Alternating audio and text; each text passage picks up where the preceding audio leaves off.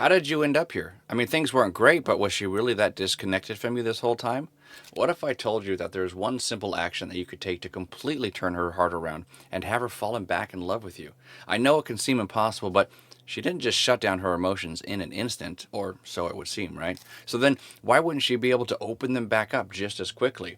She can, and most of the wives of the men in our program do so every single day using this one skill rooted in truth. It's a common denominator because it doesn't just pull your wife back to you, it shows her without a shadow of a doubt that your transformation is real, built on the unshakable foundation of the code. And it's here to stay. So, in the next few minutes, I'll reveal what this one action is and how to use it to flip your marriage from the pit to the peak. Plus, I'll share some practical changes that you can make that satisfy a desire that she's been secretly craving to feel again, and one that will reignite everything between the two of you. And then lastly, I'll share a story of a man who fought to win his wife back only to discover that his greatest victory was reclaiming his own power. Let's jump in. So what is one critical move that has the power to transform your marriage? First, let's get real about what's happening. You don't just love her. You've started needing her to feel okay about yourself. You've become tied to her mood, her reactions, her affections. Every cold shoulder, every unanswered text, every moment of distance shakes you to the core, and she feels it. The presence once felt safe, the man that she leaned on, right, is gone. She senses that you're leaning on her for stability now, clinging to her to feel whole. And that's the brutal irony. The more that you need her to stay, the less safe she feels. So right now, your instincts are screaming, hold on, to fight harder, right, to hold on tight, prove your worth. It feels like letting go means losing everything. But what if I told you the opposite is true? Picture this. You're gripping a rope so tightly that your hands burn. Your knuckles are white and your strength is fading. The harder you hold, the more it hurts and the less control you have. But when you loosen your grip just enough, relief floods in, right? Your strength returns. You're ready to endure. That desperate grip is what is pushing your wife away. This is where the code comes in, brothers. This is the law of release, the truth that sets you free to lead her from this pit where you're stuck in disconnection to this peak of ultimate connection with your wife. So let's tackle the hardest question first. How do you loosen your grip on the marriage you're fighting to save? Not walk away, but to create a space for something new to grow, even when a part of you wants to hold on tighter. So how do you do it?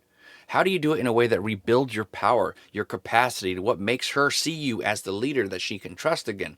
Here's the principle that changes everything. Release to rebuild. Think of release as creating an emotional state, free from the resentment, the baggage, the expectations that have crushed your marriage. How many of you are clinging on to the old version of your relationship, chasing the memories of how it used to be? You watch her every move, beg for scraps of attention, hold on to what you had, but she's not looking to go back to that. The old marriage wasn't working for her, and that's why she's distant. Forcing her back into it just pushes her further away. Smothering kills safety. The more you chase, the less that she trusts you to lead. She feels like she's carrying the weight of the relationship while you're leaning on her for reassurance. That's exhausting for her. Women are drawn to a man that stands firm, who leads with truth, not someone that they have to prop up emotionally.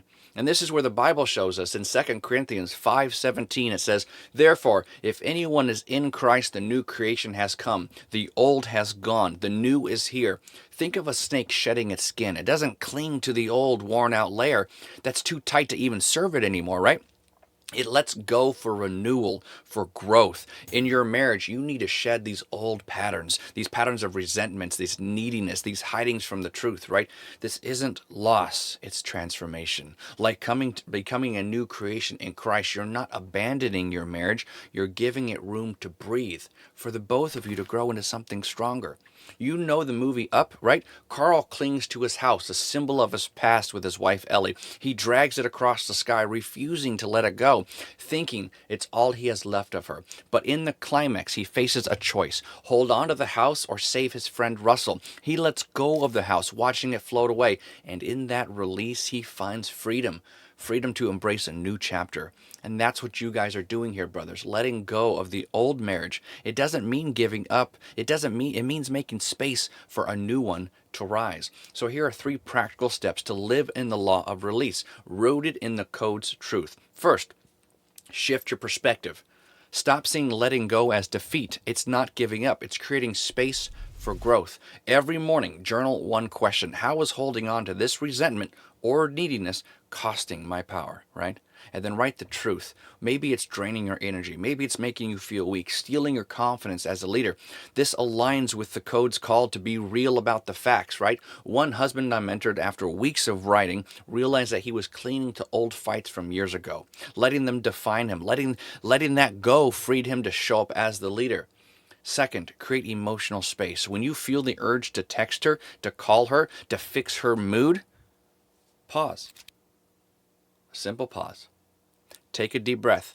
Step back and focus inward. Ask yourself, what's driving this urge? Is it fear? Is it shame? Use a timer if you need to. Set 10 minutes today to reflect on your marriage, but don't let it consume you. This builds your capacity. Like the code's call to get raw with the feelings, a brother in our program used this to bombard his wife with texts as she was being distant. When he started pausing, journaling his fears instead, he felt stronger, and she noticed his calm, not his panic, right? And then third, release the resentment. Write a forgiveness letter that you don't send. Forgive her for the coldness. Forgive yourself for shutting down. Forgive the past that is chaining you. Resentment is acid eating away at your power, right? Label it when it rises. Sit with it and let it pass. This is emotional competence. Building the self-awareness the code demands. Another husband I worked with wrote daily, letting go of years of bitterness over his wife's criticism, right? It freed him to lead with the truth, and she started softening, seeing his strength, right? Now, once you've released that weight, you shift the dynamic entirely. It's called leading to be followed, a core piece of the code. If you want her to see you differently, become a man that she can't ignore, a man so grounded in truth that she's drawn to you like she was when you guys first met. Right? Stop waiting for her to change. You lead with the truth and she will follow you. Give her something worth following, right? This means focusing on you, your growth, your power, your purpose across the 4 domains: body, being, balance, and business. Self-determination theory backs this up. It says that you're pursuing growth for your own satisfaction, not for external validation. It builds resilience and confidence. In the code, we apply this to your body. Get fit, not to impress her, but to feel strong. Your being, right? Pray, connected with God, find your spiritual core. Your balance, stabilize your emotions to be her rock. Your business, a pursuit that fuels your purpose. When a husband I mentor started hitting the gym for himself, praying daily, and setting boundaries at work, his wife noticed his energy shift. She started asking about his day, something that she hadn't done in years. Let me tell you about a relentless mindset. In the Bible, David, before he was a king, he was a shepherd boy facing Goliath. Everyone thought that he was crazy, a kid with a sling against a giant. But David didn't focus on the doubts or the size of the enemy.